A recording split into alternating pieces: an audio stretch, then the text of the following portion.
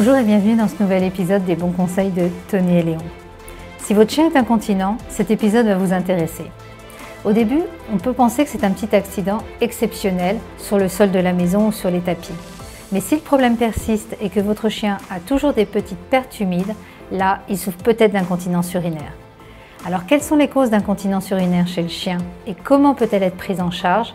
Nous allons en discuter avec le docteur Magali Decaume, vétérinaire en médecine interne au centre hospitalier vétérinaire Advesia. Suivez-moi.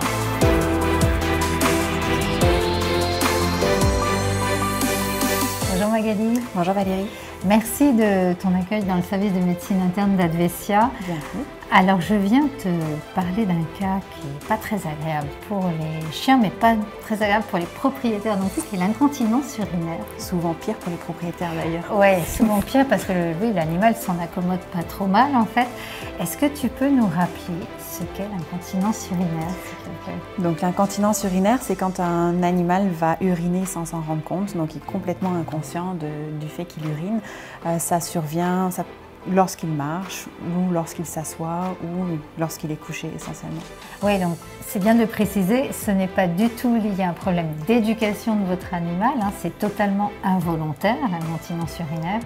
Et alors justement, y a-t-il des races prédisposées ou alors pas du tout?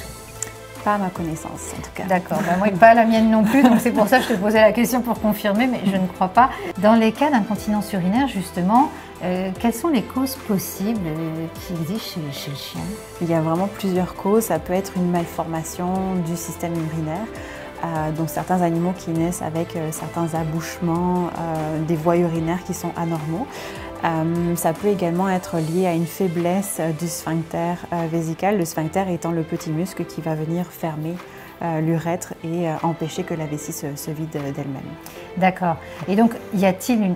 Parce qu'on a souvent tendance à s'imaginer qu'un chien qui souffre d'incontinence urinaire, c'est un chien âgé, un chien senior, alors que finalement, les jeunes peuvent aussi être touchés. Exactement, puis les jeunes sont souvent plus touchés d'ailleurs par tout ce qui est malformation, donc malformation congénitale, ils naissent avec, donc avec ces malformations dont je vous ai parlé, d'abouchement au niveau des voies urinaires notamment. D'accord, alors donc le propriétaire qui voit des pipis un peu partout de manière récurrente et son animal qui ne se rend pas compte d'ailleurs puisque c'est assez involontaire, vient te voir, comment tu poses un diagnostic d'incontinence urinaire? Donc tu l'as dit, la clé est de savoir si c'est volontaire ou pas. Donc est-ce que l'animal se met en position pour uriner? Dans quel contexte on retrouve les pipis? Donc c'est super important parce que ça va nous permettre en fait de différencier d'une infection urinaire par exemple à une incontinence. Alors Magali, comme on le disait, l'incontinence c'est beaucoup d'inconfort pour les propriétaires aussi, plus même que pour le chien. Est-ce qu'on peut traiter l'incontinence urinaire et quels sont les traitements possibles en fait? Alors tout dépend de la cause de l'incontinence urinaire. C'est sûr que si on a un jeune chien qui présente une malformation au niveau des voies urinaires, il va falloir privilégier les traitements chirurgicaux ou maintenant les traitements que l'on préfère sont des traitements par voie minimalement invasive, c'est-à-dire que sans aller utiliser le scalpel, on peut arriver à traiter certaines causes via la cystoscopie notamment. Si par contre on parle d'une incompétence du sphincter, donc le sphincter n'est plus assez fort pour faire son travail, on peut donner des traitements pour essayer de renforcer le travail du sphincter. D'accord. Oui, alors il y a un point dont on a discuté tout à l'heure ensemble en aparté, c'est que des chiens mâles ou des chiennes qui sont stérilisés peuvent devenir incontinents quelques mois, voire quelques années après l'intervention. Et ça, on ne peut pas le prévoir de toute façon. Non, on ne peut absolument pas le prévoir. Puis effectivement, c'est quelque chose dont il faut être conscient. La stérilisation peut prédisposer à l'incontinence urinaire. Et comme tu l'as dit, que ce soit chez le mâle ou chez la femelle, et ça peut arriver n'importe quand.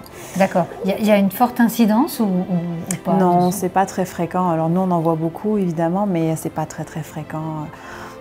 Je ne pourrais pas dire de chiffres, mais c'est peu fréquent. Enfin, oui, ils viennent vous voir parce que l'animal, évidemment, il vient vous voir quand justement il y a un petit souci, mais vu le nombre de stérilisations qu'il y a, je pense que c'est une incidence minime.